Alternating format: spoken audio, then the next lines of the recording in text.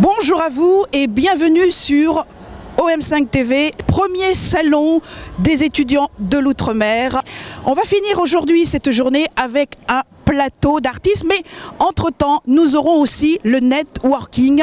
Plus de 25 000 jeunes quittent l'Outre-mer pour venir en Europe. Alors aujourd'hui, c'est une grande joie de venir à cet événement, ce campus Outre-mer organisé par la GEG. C'est une première, on ne peut que les en féliciter parce que c'est évidemment le résultat de beaucoup de travail. Il y a plusieurs mois de travail derrière et à la mi-journée, il y avait déjà plus de 700 personnes qui étaient venues ici, donc on peut déjà dire que c'est une réussite. Donc et les encourager pour la prochaine édition. Évidemment, de nombreux partenaires sont présents aujourd'hui, comme la Banane de Guadeloupe et Martinique, comme la Bred, comme Air Caraïbes. Bon, évidemment, pour les étudiants qui arrivent en métropole après avoir quitté leur territoire adoré, c'est toujours un grand saut, un grand pas. On l'a tous fait, moi la première. Il y a plusieurs questions auxquelles il faut répondre. Évidemment, il faut se loger. Donc ça, c'est une vraie question. Mais comme vous le savez, à la ville de Paris, nous avons des services pour accompagner les originaires d'Outre-mer qui arrivent ici, qui se retrouvent parfois un peu démunis. Bon, souvent, il y a la famille qui est là pour accompagner et guider. Mais quand on n'en a pas, c'est bien aussi d'avoir des services qui peuvent nous aider. Il y a la Bred qui a ouvert une agence spécialisée pour les originaires d'Outre-mer. Et donc là, lorsqu'on a besoin de financement, d'accompagnement, on a besoin d'ouvrir un compte en banque, etc. La Bred est là, ils sont en plein milieu de Paris, à l'hôtel de ville, et j'ai le bonheur d'être leur voisine, puisqu'ils sont situés juste derrière mon bureau. Et ensuite, bien évidemment, il y a la question du choix des écoles, du choix de l'université. Ça aussi, c'est un vrai questionnement pour les étudiants, parce qu'on n'a pas forcément l'information lorsqu'on est très loin en Outre-mer, même si les nouvelles technologies et Internet ont quasiment presque résolu la question, mais enfin, il y a encore un petit bout de chemin à parcourir là-dessus. Et c'est en ça que la GEG se révèle particulièrement utile pour faire le lien avec les étudiants ultramarins qui ont besoin de venir ici. Donc c'est une excellente idée.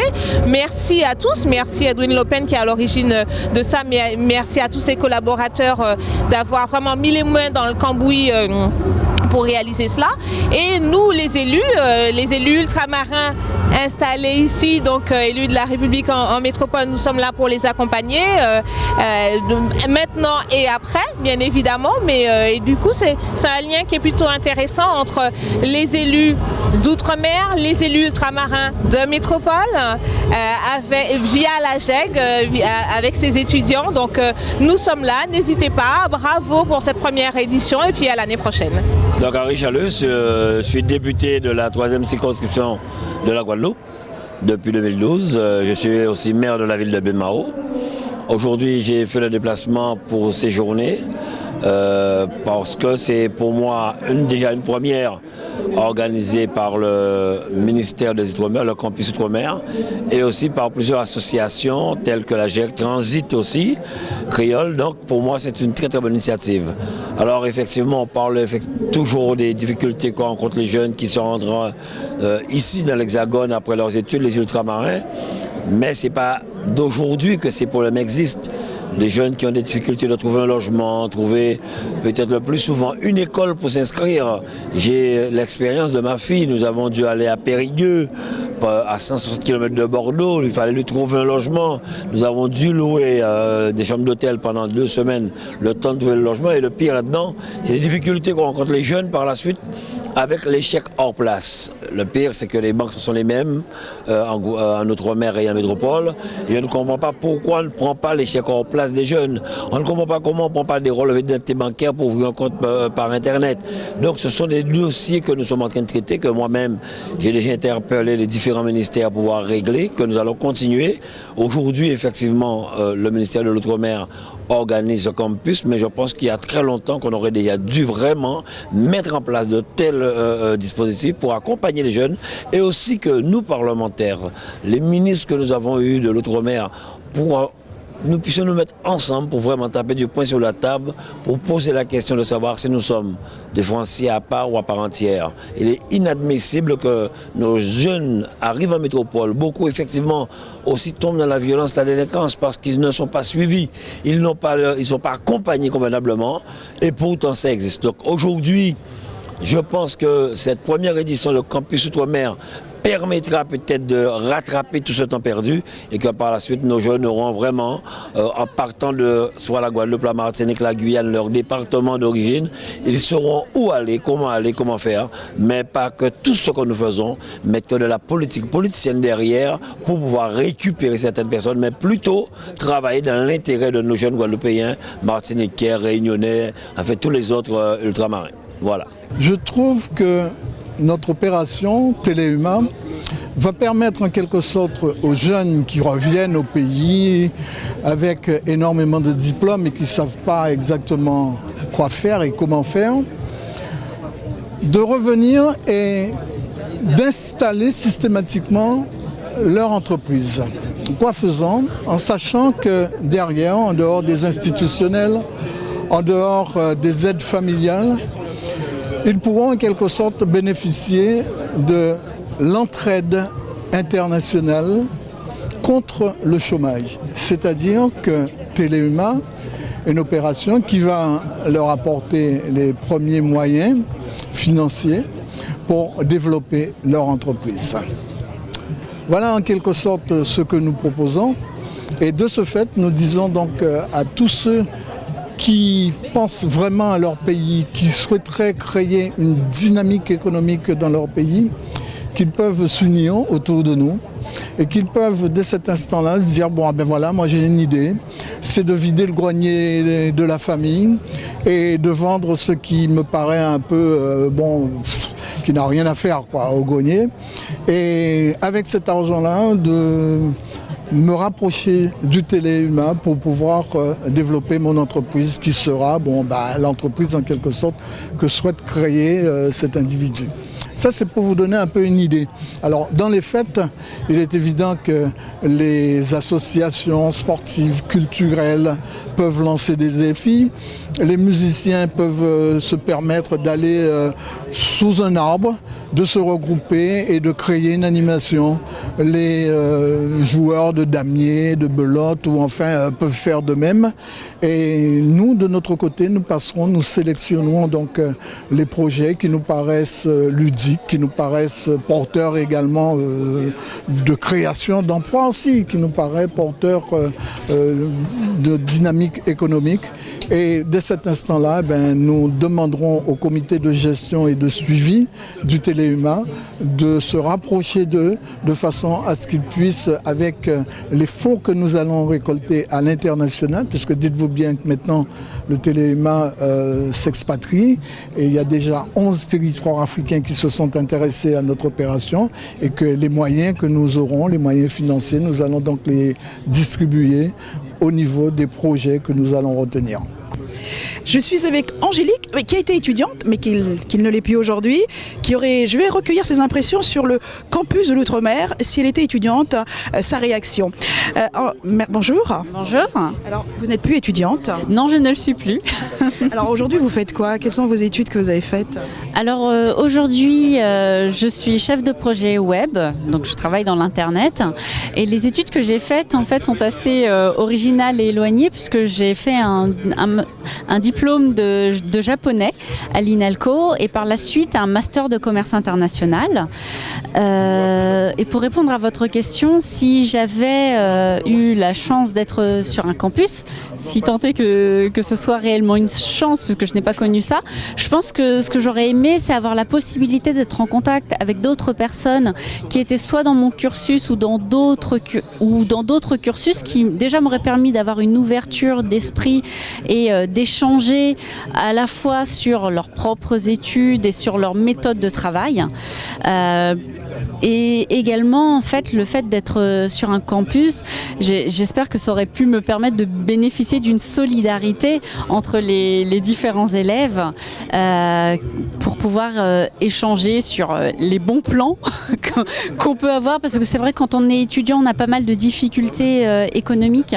C'est assez difficile lorsqu'on n'a pas de revenus de pouvoir avoir l'indépendance financière, sachant que malheureusement, souvent les bourses qu'on reçoit ne sont pas suffisantes pour pouvoir, on va dire, pas mener grand train, mais en tout cas vivre et avoir un minimum de loisirs pour ne pas toujours être à la fois le nez dans ses livres et dès qu'on lève le nez, se demander comment est-ce qu'on va faire pour terminer la fin du mois et payer la facture de téléphone, le pass de transport. Donc c'est et se nourrir sans avoir à demander aux parents. Tout à fait. Alors Angélique, on part et est-ce qu'on revient tel que vous? Est-ce que vous avez l'intention de revenir?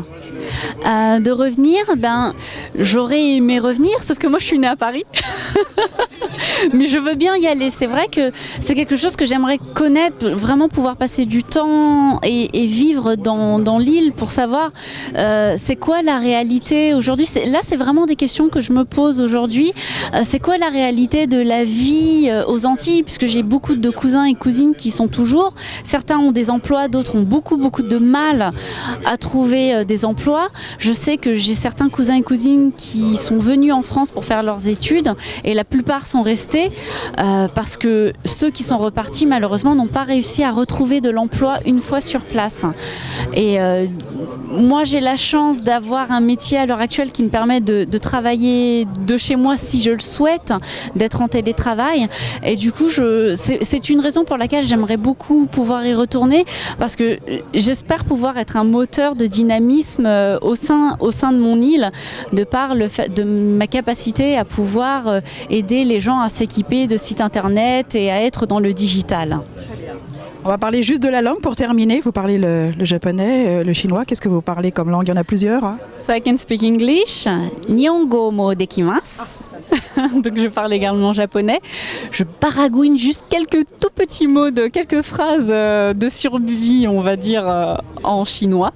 Et ça s'arrête là, le créole sinon. Donc c'est une très bonne chose d'avoir toutes ces langues, cette capacité de langue. Retourner là-bas, c'est aussi pouvoir enseigner ces langues. Avez-vous un projet dans ce domaine? Et j'en termine avec vous, Angélique.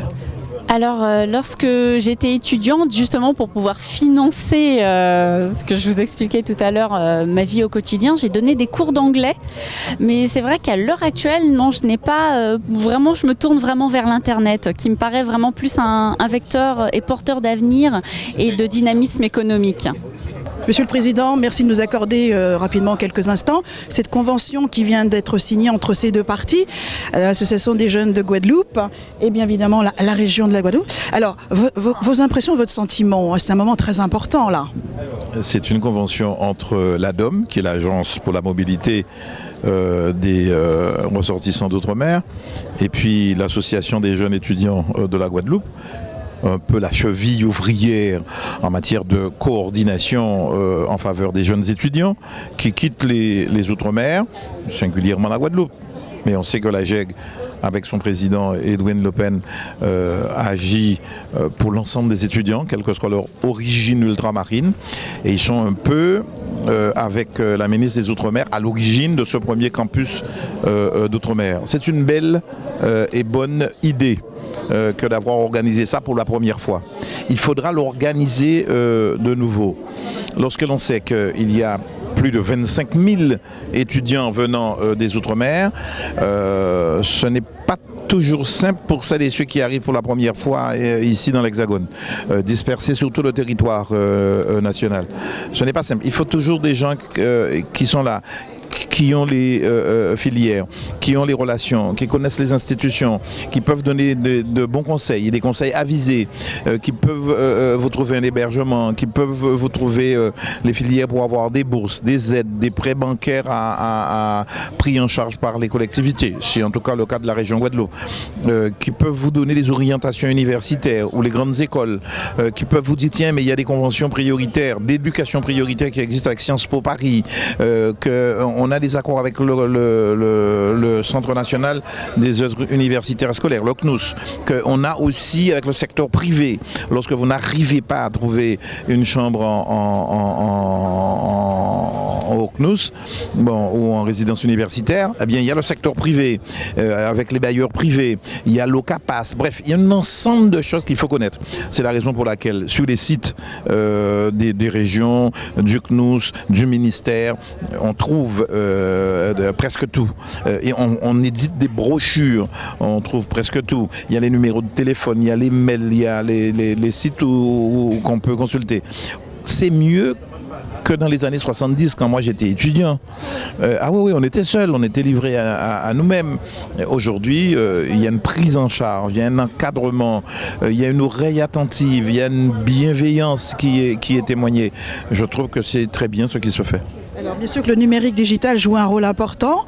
Et la deuxième question, c'est Téléhuma de Jacques Hurel. Vos impressions aussi sur ce combat, enfin sur cette évolution? Alors, le numérique, c'est une évolution considérable. Oui. C'est un changement carrément de société. C'est un changement de comportement.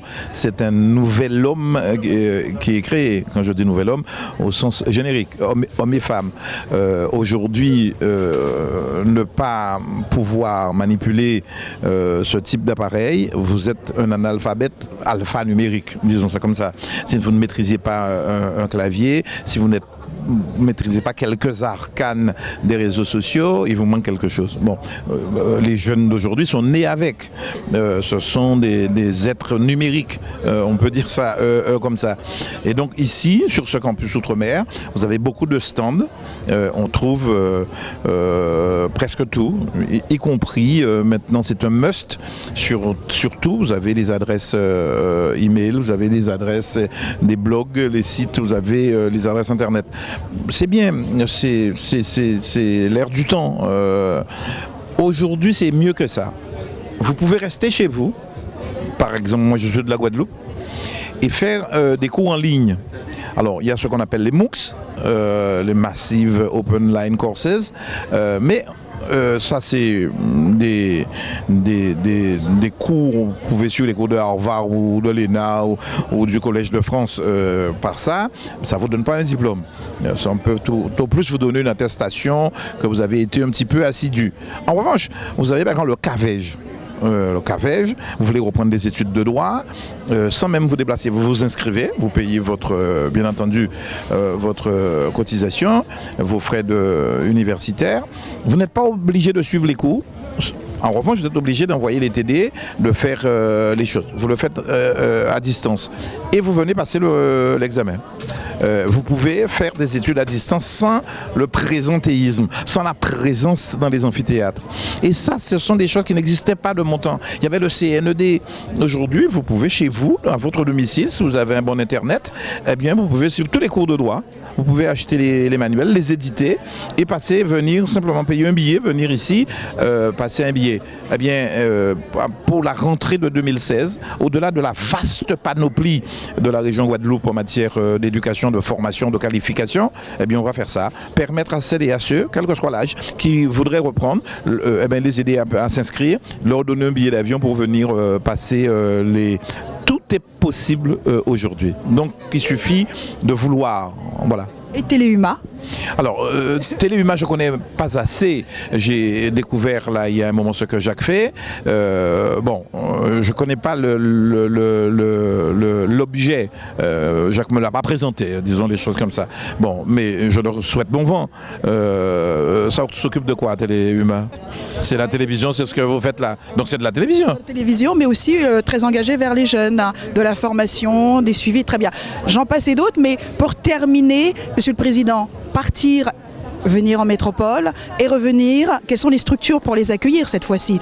Plus de 25 000 quittent le pays, mais maintenant, les accueillir, quelles sont les infrastructures pour les accueillir, ces jeunes?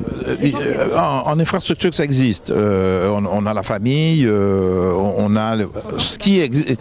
Oui, non, mais quand on quitte, on a la chance d'avoir eu un diplôme de départ, on va faire des études supérieures, ou on va faire des stages, ou on va en apprentissage, on revient formé et qualifié.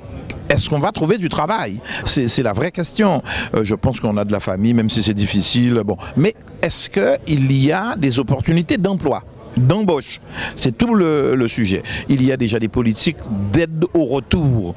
Et c'est vrai qu'on connaît les statistiques depuis longtemps. Vous avez plus de chances de trouver du travail lorsque vous êtes formé, lorsque vous êtes qualifié, lorsque vous êtes diplômé. Bon, donc j'insiste tous les jeunes à se former, à avoir des qualifications, à avoir des diplômes.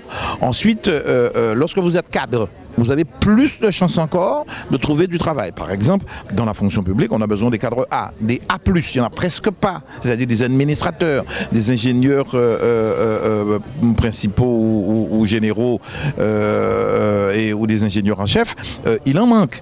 Des directeurs territoriaux, il en manque. Là, j'incite les jeunes à aller le plus loin possible. Il manque dans la filière technique des techniciens, il manque des attachés. Par exemple, vous trouvez rarement de très bons directeurs des affaires financières, maîtrisant la technique budgétaire des communes, des départements et des régions. C'est très rare. Et s'il y en a, moi, je reste attentif, je le dis, c'est très rare. Il manque de bons spécialistes de l'urbanisme, il manque des ingénieurs en génie civil, il en manque. Alors évidemment, c'est ce niveau-là. La compétition est plus sévère dans les catégories C. En adjoint technique ou en adjoint administratif, les agents administratifs, les agents techniques de l'époque, agents d'entretien et tout ça, là, il n'y a pas de diplôme et il n'y a pas de concours. Donc, c'est laissé à la discrétion des élus. La compétition est sévère et donc il faut bien connaître un peu la hiérarchisation des postes, les métiers en tension pour avoir une chance forte de s'insérer durablement. Voilà. Parfait. Et je termine, les 3 prix Océan, qu'est-ce que ça représente ces 3 prix d'Océan pour ces jeunes? C'est de l'émulation, c'est une façon de les encourager, c'est de l'exemplarité, de dire à celles et à ceux qui sont là, à celles et à ceux qui regardent, de dire voilà, vos amis et vos camarades de promotion ont pu faire ça, eh bien qu'il n'y a pas de fatalité et qu'il n'y a pas, si j'ose dire, d'obstacles insurmontables que vous aussi vous pouvez réussir. Il faut prendre les meilleurs exemples et les mettre en valeur et dire que rien n'est impossible. Alors, Campus Outre-mer, 24 heures pour réussite, c'est une journée qui s'est préparée en 2 mois, en 60 jours. Voilà, on a mis 60 jours pour en faire une. C'est une journée qu'on a préparée avec le ministère de l'Outre-mer. Voilà, on a la ministre, on souhaitait faire notre assemblée générale tout simplement et faire à l'occasion de notre assemblée générale un petit salon comme on l'avait fait en 2013 avec des partenaires sur le financement, l'insertion, etc. Et de là, on s'est dit, voilà, pourquoi ne pas faire quelque chose de plus intéressant. La ministre nous a proposé de venir le faire chez elle et de le faire dans ce cas-là pour tous les étudiants d'outre-mer. Et je vois que c'est une journée qui a très bien démarré. Ça a été très peu de grandes vacances. Ça a été beaucoup de travail. Et à cette occasion, on a mobilisé une 60aine de bénévoles chez nous, des prestataires aussi autour de nous, les services du ministère qui se sont mobilisés, la région Guadeloupe qui s'est mobilisée, les partenaires tels que Air Caraïbes, la Mutuelle Margaillard, le GPBN ou la BRED qui se sont mobilisés. Et voilà, on a eu ces gros partenaires qu'il fallait trouver les financements et après, et permettre aux 70 autres d'être nos invités. Et c'est aujourd'hui, ça a été l'occasion de pouvoir les inviter. C'est eux qui ont financé le ministère pour plus de 60% et les autres ont permis de tout ça. Le networking, il y aura alors depuis ce matin, il y a des amphis qui ont démarré à 11h et donc là, je viens de voir la table ronde qui accueillait par exemple Kenny Jean-Marie, conseiller du Premier ministre en charge de la jeunesse et des sports. C'est un jeune qui est originaire des Antilles et qui est de la Guadeloupe et qui est également énarque et donc c'est un modèle. On avait également le docteur Serge Romana, le professeur Serge Romana. Voilà, on a une table intéressante. Là, j'ai cité des noms que j'ai retenus, mais il y en a beaucoup d'autres. Il y aura une autre table ronde cet après-midi. Et encore, on continue sur un beau travail. Il y a plus de 25 000 jeunes qui sont aujourd'hui en Europe. Qu'est-ce qu'ils attendent? Ils attendent qu'on puisse les accompagner. Voilà. Il y a un premier besoin qu'on a identifié, c'est celui du logement. Voilà. Qu'on ait les moyens ou pas, voilà, se loger c'est toujours délicat. C'est délicat pour ceux qui habitent ici, dans l'Hexagone, mais c'est encore plus délicat quand on a fait 8 000 ou 24 000 km. Et donc du coup, on essaie de se donner les moyens. Donc on a pour ça les collectivités qui nous accompagnent, le CROUS qui nous accompagne, les autres associations de territoire qui se sont développées parce qu'on avait aussi ce besoin de réseau. Donc ça m'a fait plaisir de voir que oui, on a été la GEG un peu chef de file sur ce mouvement, mais voilà, aujourd'hui ça me fait plaisir de voir qu'on peut faire un événement comme ça et que les 11 territoires habités de l'outre-mer français sont représentés, que ce soit par leurs associations, Saint-Martin avec Pélicarus, Saint-Martinique avec la Mage et autres, etc., ou les étudiants de la Calédonie ou de Mayotte, Caribou, Maoré. Vous voyez, c'est des choses qui permettent de nous dire qu'on a un travail encore à faire et que c'est le réseau qui nous permet d'avancer. Alors comment pallier justement l'éloignement? Est-ce qu'il y a un accompagnement pour les aider, ces jeunes qui partent souvent, tu vois, l'exil, le blues, tu vois, cette séparation familiale? Alors vous avez prévu un accompagnement psychologique ou pas? Oui, alors chez nous, on a pour accompagner les jeunes qui justement s'en vont, enfin prennent le choix d'exil, pas forcément, mais en tout cas de départ pour quelque temps, on a une solution, c'est le référent Crous qui lui accompagne le jeune, donc on est là avec eux sur le niveau des référents Crous. Ensuite, on a d'autres jeunes, enfin la Martinique par exemple a le Parimage, donc voilà, les autres associations ont leur propre dispositif, les collectivités accompagnent. Pour parer à ce travail aussi, on a signé aujourd'hui une convention avec la DOM qui nous permet d'accompagner encore plus largement un jeune qui bénéficie du passeport mobilité études ou qui viendrait en formation professionnelle. Parce qu'on n'est pas que sur un salon de l'étudiant, mais ensuite c'est du jeune qui vient se former professionnellement dans l'Hexagone. Et du coup, on a eu, grâce à ça, une convention avec le directeur général en présence de Victorien Lurel.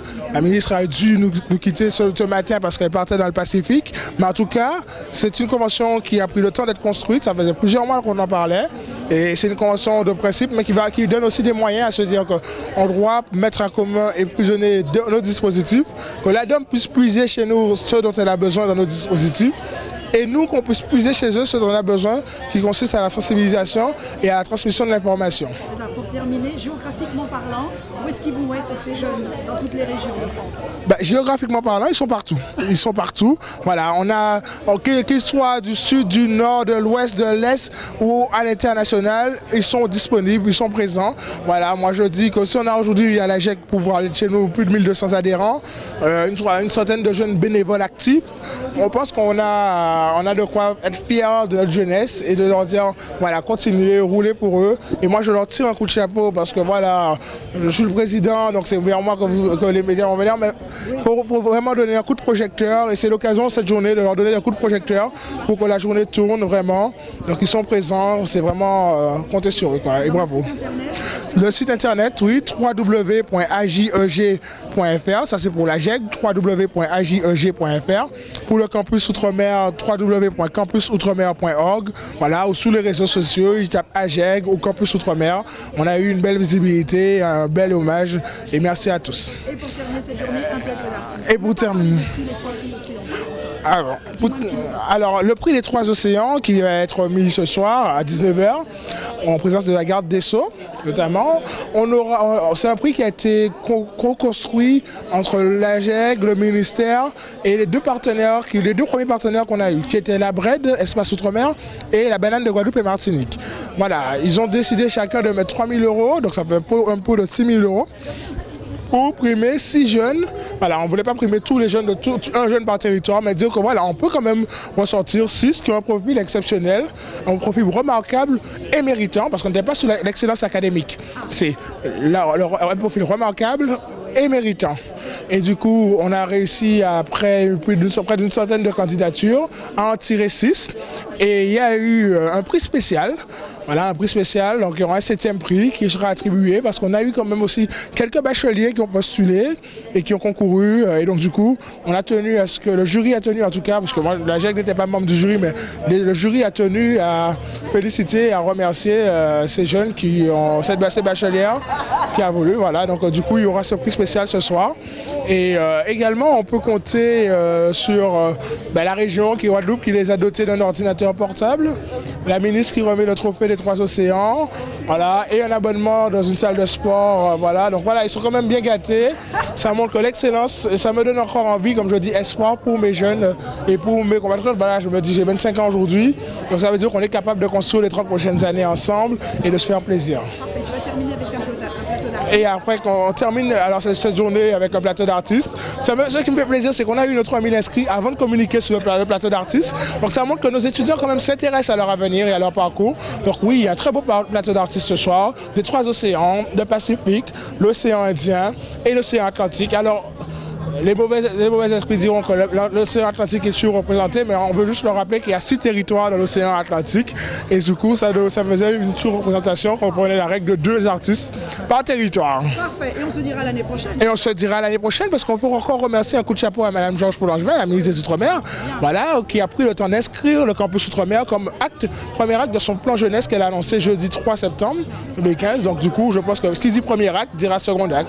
Viviane Romana, je suis alors déjà professionnellement je suis psychologue, docteur en psychologie et spécialisée en fait en psychothérapie transculturelle.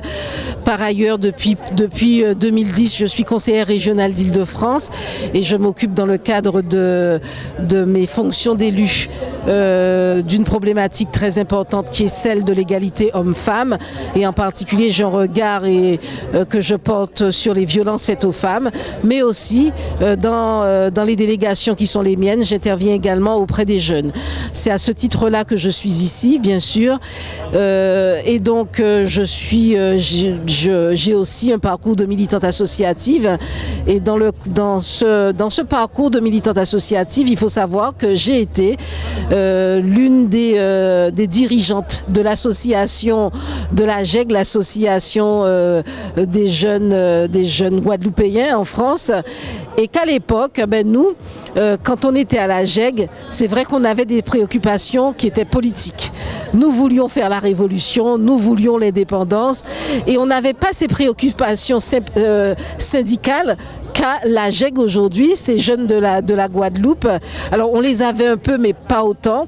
Et il est évident que ce qui m'a impressionné effectivement aujourd'hui, c'est de voir qu'ils ne sont pas les seuls, qu'il y en a d'autres, et qui sont véritablement dans une dynamique et qu'on comprend dans cette crise effectivement que nous vivons, qui est de faire en sorte que les étudiants aient de bonnes conditions d'études pour pouvoir effectivement réussir et pour pouvoir effectivement trouver un emploi. Moi je pense que c'est ça, les conditions syndicales sur lesquelles ils insistent tant sont des conditions pour la réussite et pour l'emploi. Et donc quand on a fait le tour avec la ministre des Outre-mer, Madame Paul Angevin, j'ai pu me rendre à quel point ils sont nombreux justement à se constituer en tant qu'association pour arriver à avoir des résultats les plus probants et à s'entraider. Il y a une vraie mutualisation pour permettre à ces jeunes de trouver un emploi, de créer un projet et que ce projet fonctionne. Alors ils n'ont pas tort, les problèmes sont quand même assez rudes à affronter en France. Il y a le problème du logement qui reste toujours quelque chose d'assez précaire pour les étudiants qui viennent des Antilles, de la Réunion, de la Guyane. Il y a bien évidemment la vie d'un étudiant, déjà même ici, il faut des moyens financiers. On ne le sait pas suffisamment, mais il y a de plus en plus d'étudiants qui se paupérisent, beaucoup d'étudiants qui vivent avec très peu de moyens. Et donc, je comprends que l'enjeu aujourd'hui, c'est réellement d'avoir un réseau d'associations, de syndicats étudiants qui viennent en aide de façon spécifique aux étudiants originaires des départements d'outre-mer parce que leur problématique est différente, mais encore elle est plus complexe de par l'éloignement, de par le fait que les parents ne sont pas là et il faut créer de nouvelles solidarités et ces associations servent à ça. Je m'appelle Marine Rizek, j'étais étudiante en sciences politiques à Bordeaux et je pense que ce genre de manifestation est vraiment très intéressante, surtout sur les thématiques du logement où on se pose beaucoup de questions quand on arrive en France hexagonale, donc je pense que ça apporte beaucoup d'éléments pour les jeunes ultramarins qui viennent faire leurs études, donc voilà. Et comment ça se passe maintenant Alors maintenant, je recherche un emploi. Donc voilà. Et tu as bénéficié justement de ces aides de la région Oui, j'ai bénéficié d'une aide de la région en arrivant à Bordeaux, ce qui m'a beaucoup aidé pour mes études. Et je pense que c'est vraiment nécessaire. Quand on arrive, qu'on est un peu perdu, il faut un soutien. Et je pense que justement ce genre de manifestation aide à apporter ce type de soutien. Donc voilà. Moi j'ai fait un cursus de 5 ans à Sciences Po Bordeaux et voilà, j'ai terminé, je suis diplômée et maintenant je rentre dans la vie active. Donc voilà. Donc toute la problématique maintenant c'est de trouver un emploi. Alors est-ce qu'avec ces structures maintenant qui t'ont aidé, est-ce qu'ils peuvent t'aider à trouver un boulot Je pense que ce qui est très intéressant avec la GEG notamment, c'est qu'ils mettent en place un réseau entre les étudiants et les jeunes actifs au niveau de la France métropolitaine et par exemple à travers ce réseau on peut apprendre à connaître d'autres personnes qui peuvent nous orienter vers des petits jobs, des emplois. On peut ne pas penser à certaines choses et en côtoyant d'autres personnes on peut être amené à penser à ça par exemple. Voilà. Non, je pense pas. Moi, j'aimerais travailler dans le lobbying et dans la représentation d'intérêts. Alors moi je m'appelle Antonin, je fais des études de commerce à Bordeaux aussi. Et là en fait je suis en stage ici pour une année de césure, donc entre le Master 1 et le Master 2 je fais une année de césure. Et à vrai dire c'est madame qui m'a emmené ici parce que, non elle m'a pas forcé mais qui m'a emmené ici parce que bon on s'est rencontrés il y a un bout de temps et voilà j'essaie d'apprendre un peu la culture guadeloupéenne et du coup elle m'a emmené ici pour me montrer un peu et surtout manger. Manger des boquites. J'ai mangé les boquites, ouais. Je te reprends. Mais on n'est pas venu pour manger des boquites, hein, là, les enfants. Hein. On est juste les élèves, les étudiants. Alors, justement, tu as pu rencontrer des associations, parce que tu fais un Master 1, Master 2, c'est ça? Tu as rencontré des associations éventuellement ou pas? Tu as discuté un peu avec les gens? Non, pas du tout. Non, pas du tout. On fait un petit tour. Là, on est monté, on attend surtout la table ronde pour le logement. Donc je pense que ça c'est intéressant et on va faire quand même un petit tour pour voir ce qu'il y a et aussi pour apprendre à connaître les autres cultures. Voilà. J'ai 18 ans, je viens de Martinique, je suis en fac de physique-chimie à Rennes. Alors aujourd'hui le campus Romer c'est une opportunité pour pour aider les jeunes à réussir dans tous les domaines, à voir tout ce qu'on peut nous proposer pour la continuité après nos études et tout ce que ça peut permettre de continuer surtout dans notre lieu de vie qui sont les Antilles. Et c'est très bénéfique pour tous les jeunes parce que souvent aux Antilles on a un gros problème, c'est que le chômage il est beaucoup plus important dans les Outre-mer que sur le continent, du fait qu'il y a certaines industries qu'il n'y a pas sur les îles qu'il y a sur le continent. Donc c'est une manière d'aider les jeunes à savoir ce qu'ils vont faire après leurs études et toujours dans la continuité de réussir leur vie. D'accord. Et donc là où tu es à Rennes, tu es en combien d'années? Là, je change de filière, je fais ma deuxième année de fac, mais avant j'étais en STAPS et vu que je peux avoir une double validation entre le sport et la fac, j'ai opté pour changer de filière pour aller en fac de physique-chimie et valider un diplôme d'entraîneur avec la fédération de basket. D'accord. Alors est-ce que tu as une aide de la région? Est-ce que tu as un accompagnement avec l'association des jeunes de la Guadeloupe? J'ai eu une aide de la région l'an dernier. Cette année, on ne sait pas encore. Mais en tout cas, je suis boursier et tout et pour le moment ça va. Sur une initiative donc du ministère, de l'association des jeunes étudiants de Guadeloupe et du ministère de l'Outre-mer, qu'on remercie énormément. Nous, on est une organisation représentative étudiante, une des 3 organisations représentatives étudiantes françaises, avec la FAGE et l'UNEF. On est là, on travaille avec un réseau d'associations et d'élus étudiants pour aider les étudiants, pour qu'ils aient des meilleures conditions d'études. On travaille avec de nombreux acteurs institutionnels dans cette optique-là, mais aussi pour aider les associations, leurs événements, les élus, les aider à exercer leur rôle.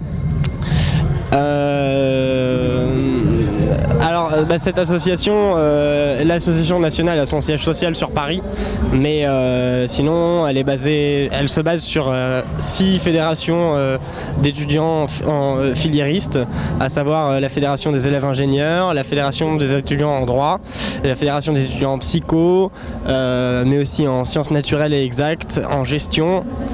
Et je lis la dernière. Alors on est un centre de formation reconnu par l'État en tant qu'organisation représentative étudiante. Et là par exemple dans mes mains j'ai le guide de l'association étudiante et le guide de l'élu étudiant qu'on édite et qu'on met à jour chaque année. On a aussi un guide de l'organisateur et un certain nombre de démarches et toutes nos fédérations filiéristes forment leurs associations et leurs élus étudiants. Là je me trouve maintenant toujours dans les jardins de l'Outre-mer et là je suis avec Marie-Laure Lemoine, chargée de communication de Saint-Pierre-et-Miquelon. Bonjour Marie-Laure, merci de présenter plus en avant Saint-Pierre-et-Miquelon, terre de France. Alors, je travaille à la représentation de Saint-Pierre-et-Miquelon à Paris. Nous sommes là pour faire connaître un petit peu plus ce territoire français d'Amérique du Nord parce que on est 6000 habitants et c'est, je pense, un des territoires qui est le moins connu. Donc, on a beaucoup de travail et on est ici aujourd'hui pour, d'une part, faire parler de Saint-Pierre-et-Miquelon et donc pour représenter, je dirais, la destination et également pour découvrir un petit peu ce qui se passe aussi dans les autres territoires d'outre-mer en ce qui concerne l'accueil des étudiants. Donc le service des affaires scolaires du Conseil territorial de l'archipel a mis en place un certain nombre de choses et d'actions et on a besoin de savoir ce que vous faites. Il y a des choses très très bien qui se font, notamment je pense surtout au niveau de la Nouvelle-Calédonie. Donc on va s'inspirer de tout ce qu'ils ont fait pour leurs étudiants de façon à offrir aux nôtres la possibilité de réussir leurs études dans les meilleures conditions. Alors ces jeunes, ils viennent de Saint-Pierre-et-Miquelon, ils arrivent en métropole. Quelles sont les filiales, leurs études, qu'est-ce qu'ils cherchent à faire concrètement ? Alors on a entre 200 et 250 étudiants qui partent chaque année et il faut savoir qu'à Saint-Pierre-et-Miquelon on a des études, en fait les jeunes peuvent suivre leurs études jusqu'au bac, donc filière générale. Ensuite ils viennent pour toutes sortes d'études littéraires, scientifiques, donc c'est assez vaste. Et puis donc comme nous n'avons pas non plus de filière, on a quelques filières techniques mais tout de même assez peu. Donc la plupart des jeunes à partir de l'âge de 17-18 ans quittent Saint-Pierre pour venir ici. Donc ils viennent pour un petit peu tout quoi. Donc certains reviennent, d'autres malheureusement restent ici pour quelques années et choisissent de revenir plus tard. Mais l'idée ce que le Conseil territorial cherche à faire, c'est quand même de leur proposer des études pour qu'ils reviennent après et puis qu'ils soient une force vive du territoire. Alors, je reprends ce mot, force vive du territoire. Campus de l'Outre-mer dans les jardins du ministère de l'Outre-mer où nous sommes maintenant. Est-ce que justement à Saint-Pierre-et-Miquelon, terre de France, il y a ce genre d'événement, ce genre de rencontre, mais on peut l'appeler campus de l'Outre-mer, mais à Saint-Pierre-et-Miquelon, est-ce que la région ou est-ce que la CCI ou le conseil régional met en avant ce genre d'événement ? Alors non, ça n'existe pas sur place, mais ça peut être une idée. Je sais qu'il y a des rencontres qui sont parfois organisées entre les professionnels et donc, mais c'est principalement le travail du centre d'information et d'orientation de l'archipel. Bonjour. Alors, merci de vous présenter. Je m'appelle Janine Holl, je suis la directrice de la Maison de Saint-Martin. Nous sommes situés sur Paris, nous accompagnons les jeunes en mobilité. Voilà, nous accompagnons donc les jeunes étudiants de Saint-Martin en mobilité. Nous accompagnons également les associations et aujourd'hui principalement nous sommes en partenariat avec l'association Pélicarus. C'est important pour vous d'être là. Que représente justement cette présence à travers ce campus de l'Outre-mer au ministère de l'Outre-mer? C'est une façon justement, parce que c'est une grande première précisément, parce que c'est aussi le premier campus, donc Saint-Martin est présent pour la toute première fois et c'est aussi l'occasion pour nous de faire adhérer le plus grand nombre de jeunes étudiants saint-martinois. Donc au fur et à mesure, il y en a qui viennent s'inscrire, parce qu'en fait Pélicarus c'est une association qui vient tout juste de se créer, ça date d'1 an et demi seulement. Voilà. Juste 1 an et demi? C'est tout récent en fait. C'est tout récent. Alors qu'est-ce que vous proposez d'autre? Alors là je peux voir brochure donc de Saint-Martin, c'est la même que vous voyez sur notre kakémono, donc avec les événements, un événement qui a déjà eu lieu, notamment toutes les festivités que nous avons déjà fait jusqu'ici à la Maison de Saint-Martin, notamment le 11 novembre, comme c'est la fête de Saint-Martin, donc à ce moment-là on fait un petit regroupement. Quand il y a également des manifestations au niveau des associations, il y a l'association aussi des jeunes Saint-Martinois de la partie hollandaise, donc qui habitent carrément en Hollande. Donc du coup, tout le regroupement se passe à la Maison de Saint-Martin. Alors une question qui est assez importante, vous voyez ce campus de l'Outre-mer, on est toujours dans les jardins du ministère de l'Outre-mer. Est-ce qu'à Saint-Martin, on peut voir aussi ce genre d'événements, ces rencontres avec ces étudiants, ces associations, des networking, ces échanges d'orientation, d'accompagnement aussi? Si, c'est quelque chose qui a déjà existé, qui existe notamment à la fin de l'année scolaire et notamment juste avant de venir en France, il y a ce qu'on appelle Successful Departure. Ça veut dire que en fait, tous les jeunes qui doivent partir en France faire leurs études, donc il y a un regroupement qui se fait pareil avec un maximum d'informations et tout. Voilà. Alors les filières, Quelles sont les filières? Alors on a bien sûr de l'ingénierie, de l'informatique, le numérique aujourd'hui. Alors comment fonctionne le numérique à Saint-Martin? Le numérique digital, est-ce que c'est une évolution à Saint-Martin? Ça c'est un grand chantier et effectivement j'ai des collègues qui auraient pu vous donner beaucoup plus d'informations et elles sont en train d'arriver. Donc si vous voulez on peut couper et reprendre si vous souhaitez. Mis à part, on va attendre les collègues, mis à part quelles sont les formations? Alors ces jeunes qui ont décidé de quitter Saint-Martin pour venir justement en métropole, dans l'Hexagone, qu'est-ce qu'ils recherchent finalement? Quel soutien qu'on leur donne? La région les aide déjà dans l'accomplissement de leur voyage? Oui, bien sûr. Donc la collectivité de Saint-Martin, elle met en place une bourse territoriale déjà. Donc il y a ce grand soutien. Donc je veux dire, à ce niveau-là, ils font le maximum. Et ce qui est un peu dommage, comme je vous dis, là je tiens le stand pour le moment, mais nous avons 2 collègues, dont une lauréate justement pour le prix des 3 océans. Donc nous avons une lauréate, elle vient tout juste de partir, voilà. C'est une jeune Sciences Po. Sinon également à la Maison de Saint-Martin, nous avons également une ancienne lauréate de Sciences Po qui est chargée du service extérieur de la collectivité. Nous avons également une autre collègue qui est chargée de mission aux affaires européennes. Mais vous tombez très mal parce qu'elles sont toutes, elles sont pas très loin, mais bon, là vous êtes venus juste au moment où je suis toute seule, voilà. Alors, est-ce qu'on peut dire que là, aujourd'hui, il y a Saint-Martin, côté France, côté hollandais? D'accord. Oui. La partie hollandaise. Non, il n'y a pas de... Parler couramment anglais. Oui, bien sûr. Vous êtes plus à l'aise en anglais? Non, pas vraiment, mais bon, ça dépend. Ouais, je veux dire, avec vous, ça sera que du français, c'est clair. Mais comme vous avez remarqué, dès qu'on se retrouve entre nous, c'est de l'anglais, c'est normal. Ouais, c'est comme une langue maternelle, mais notre cursus est en français. Donc, c'est clair qu'on réfléchit en français quand on doit s'exprimer sur des sujets tels que celui que nous sommes en train de... Donc, je vais terminer avec cette question. Combien de jeunes quittent Saint-Martin? Est-ce qu'ils sont à peu près... Là, il y a 25 000 de l'outre-mer, Guadeloupe, Martinique. 35 000, à peu près 35 000 du côté de Saint-Pierre et Miquelon. Mais chez vous, ils sont combien à peu près? À venir en France? À quitter justement Saint-Martin? C'est ça, donc c'est entre 400 et 500 à peu près. Ouais. Beaucoup plus fort que le... Oui, mais ils sont disséminés. Je veux dire, ils ne sont pas tous sur Paris, ils sont à Toulouse, ils sont un petit peu partout en fait. Je suis Gianni Jules, originaire de la Martinique, 25 ans. Donc je suis actuellement en Master 2 en Management International et Achat. Donc voilà, pourquoi je suis ici? Justement pour sensibiliser les jeunes sur tout ce qui se passe en Outre-mer et notamment en Martinique, sensibiliser les jeunes Martiniquais qui arrivent sur la métropole, les aider justement dans leur recherche de logement, les accompagner dans leur vie de tous les jours, dans les recherches administratives, leur permettre une intégration sur l'Hexagone.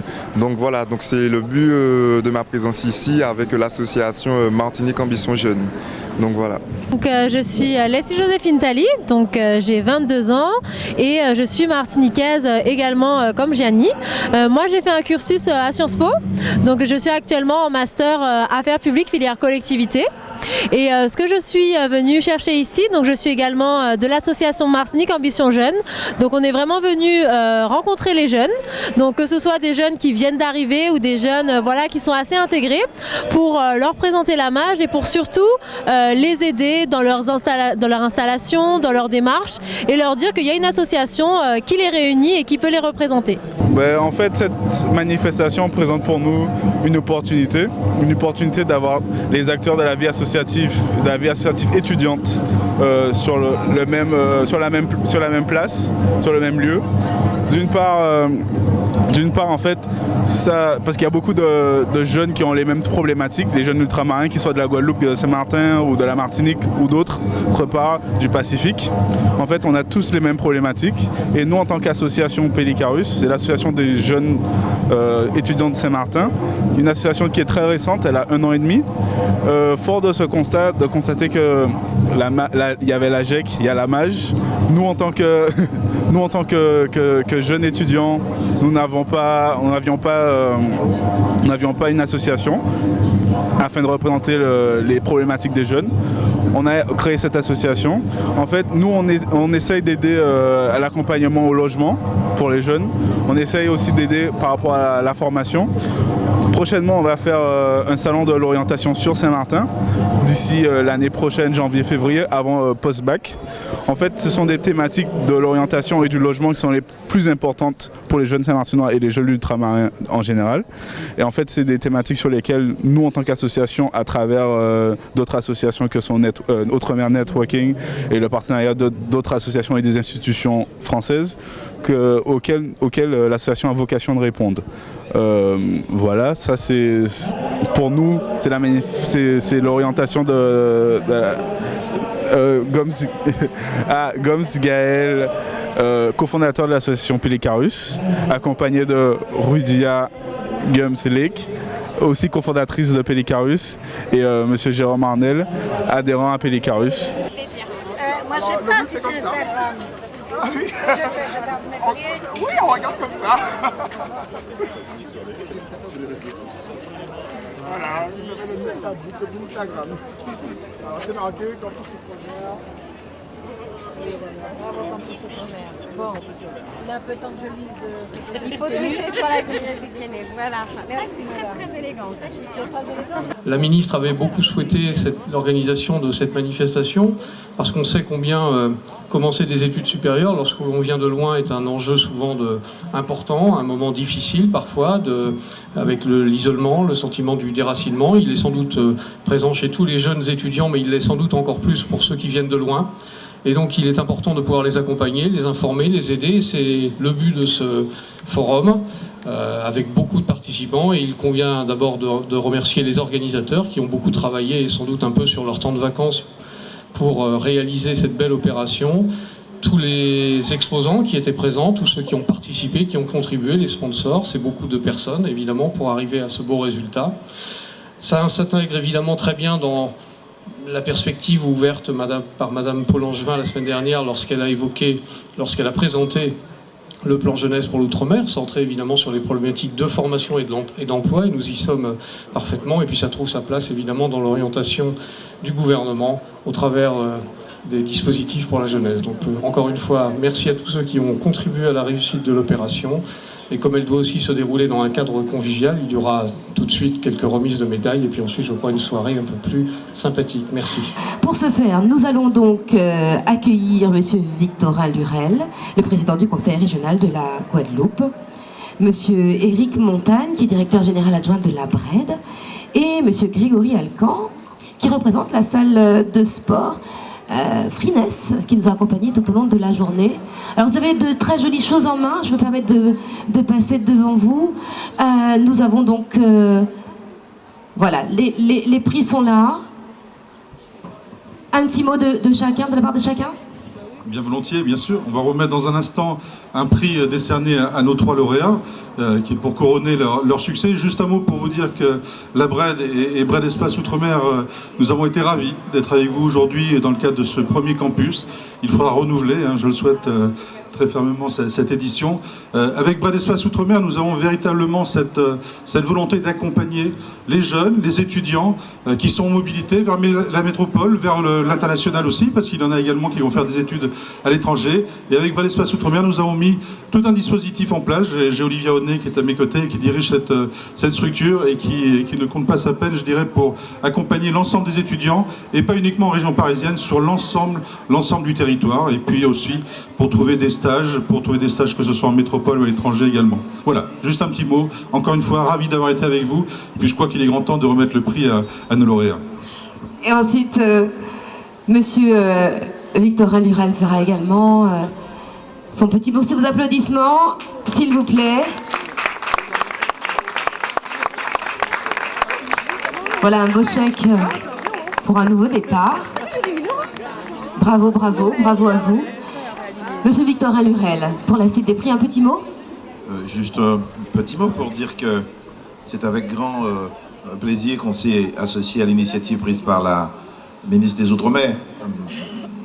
C'est aussi avec grand bonheur que je me trouve ici, puisqu'il y a quelques jours, la ministre, accompagnée de son collègue Patrice Caner, aujourd'hui avec Christiane Taubira, une politique dynamique faite en faveur des jeunes des Outre-mer.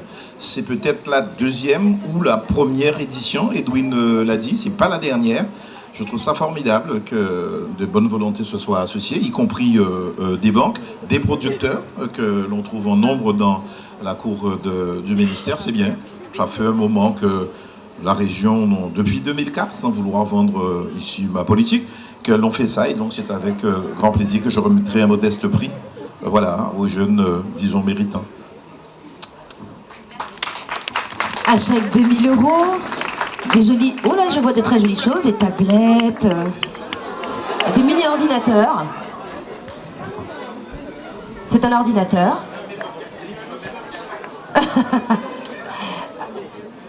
Et un livre sur le Memorial Act. Et puis, à rajouter à cela, avec Grégory Alcan, qui représente Frines, il y a également des abonnements pour la fameuse salle de sport la plus grande de Paris. C'est dire que vous allez pouvoir vous faire des amis tout en faisant du sport. Merci de leur remettre et félicitations, bravo. Bravo, bravo. Ce sont les 3 premiers lauréats.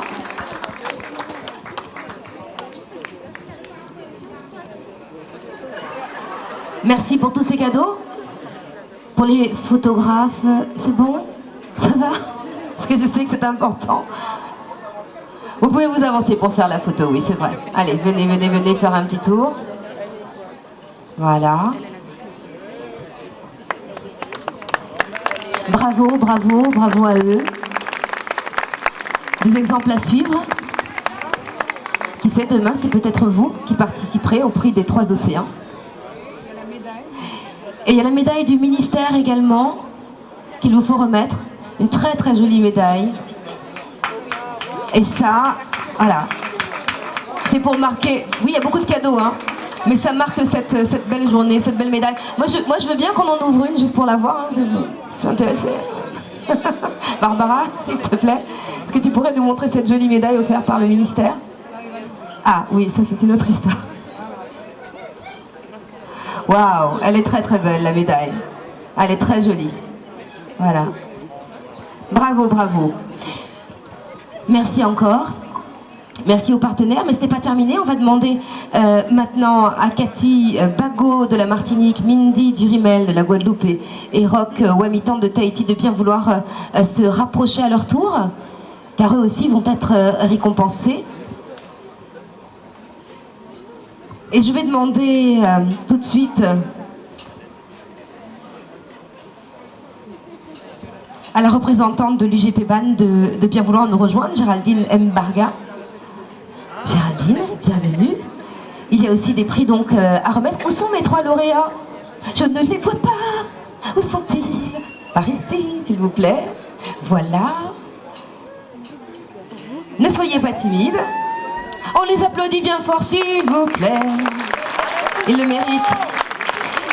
Alors, nous avons donc de jolis prix à remettre. La banane de Guadeloupe et de Martinique. Ce sont des chèques de 1 000 € également. À Mindy, à Cathy.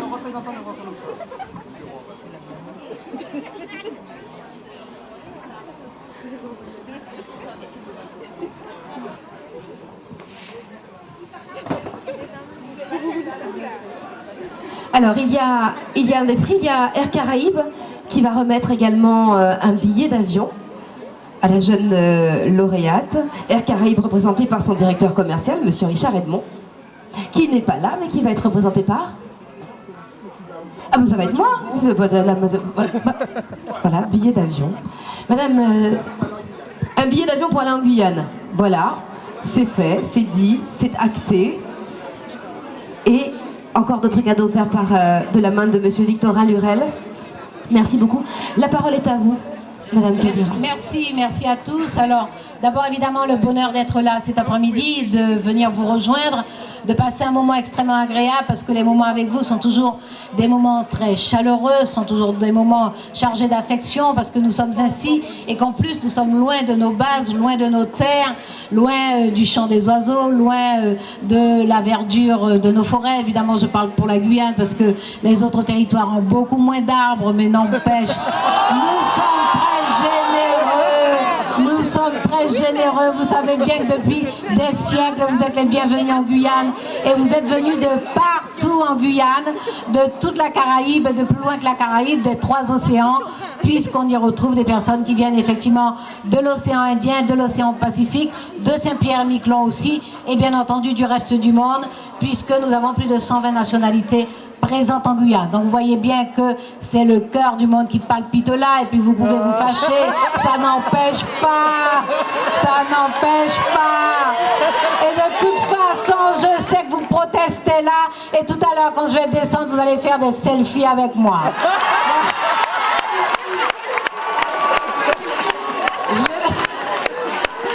Je veux féliciter Magdalena, vous savez bien que je vous aime depuis très longtemps, parce qu'il y a très longtemps que nous avons des rapports de proximité, que je participe à de nombreux événements que vous organisez ou auxquels vous participez, donc voilà, on s'amuse ensemble là cet après-midi. Mais il n'empêche que nous sommes là pour féliciter Magdalena. J'ai lu, Magdalena, ta lettre qui expose ta candidature.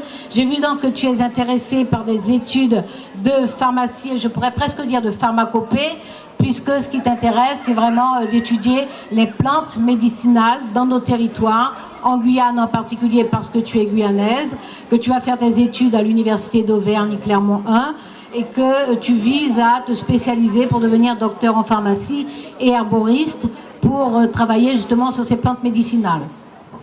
C'est un projet qui vaut la peine qu'on s'y arrête parce que nous tous, dans nos territoires, nous avons à la fois des plantes médicinales, donc un environnement qui apporte des réponses à nos besoins, de la même façon que cet environnement apporte des réponses pour notre gastronomie, Dans chacun de nos territoires, nous puisons dans l'environnement pour inventer des spécialités culinaires, mais pour la santé aussi, nous avons toute une série de plantes que nos grands-parents et arrière-grands-parents connaissaient, maîtrisaient, savaient comment utiliser ces plantes. Alors, vous savez peut-être à votre âge que lorsqu'on a des difficultés à s'endormir, on peut prendre de la mélisse et du corosol, mais beaucoup plus que ça, par exemple, pour panser des plaies, pour des pathologies qu'on trouve dans ces territoires spécifiquement, il y a des plantes qui peuvent permettre d'apporter la guérison.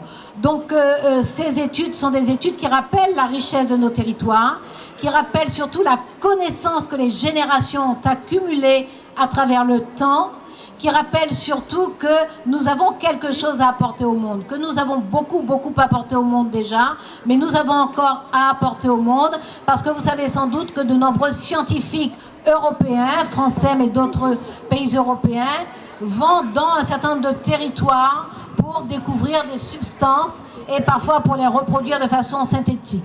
Donc ce projet est un projet passionnant et je t'encourage vraiment à faire des études brillantes. Il faut être extrêmement bonne, donc excellente, de façon à ouvrir un chemin pour que d'autres, après toi, puissent s'engager dans cette voie de revalorisation de nos plantes médicinales. Voilà, c'est terminé. Le président du Conseil régional de Guadeloupe, ancien ministre des Outre-mer, t'offre ce sac avec, a-t-il dit, un ordinateur et un livre sur le Memorial Act. Et moi, je t'offre en plus un livre qui s'appelle « L'usage du monde », un livre de Nicolas Bouvier. C'est un livre, c'est un voyage extraordinaire de jeunes d'une famille genevoise qui racontent donc leur périple dans différents pays.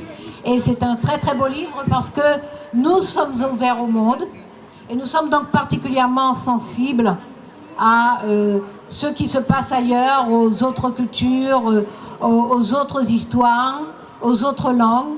Et évidemment, nous pouvons faire connaissance plus vite avec le reste du monde à travers la lecture. Donc je tenais à t'offrir ce livre qui relate un extraordinaire voyage. Merci à tous, même ceux qui ne sont pas contents. Et à tout à l'heure. Bravo encore. Merci Madame la Ministre. Nous arrivons au terme de la journée dans les jardins du ministère de l'Outre-mer, Campus Outre-mer, premier salon des étudiants de l'Outre-mer. Nous retenons de cette journée la convention signée entre la région Guadeloupe et l'association des jeunes de la Guadeloupe, notamment Victorin Lurel. Merci de votre fidélité. Continuez à nous suivre sur www.om5tv, sur les réseaux sociaux et sur toutes les box. Je remercie aussi notre caméraman Joël Suti et continuez toujours à nous suivre. À très bientôt et bonne soirée.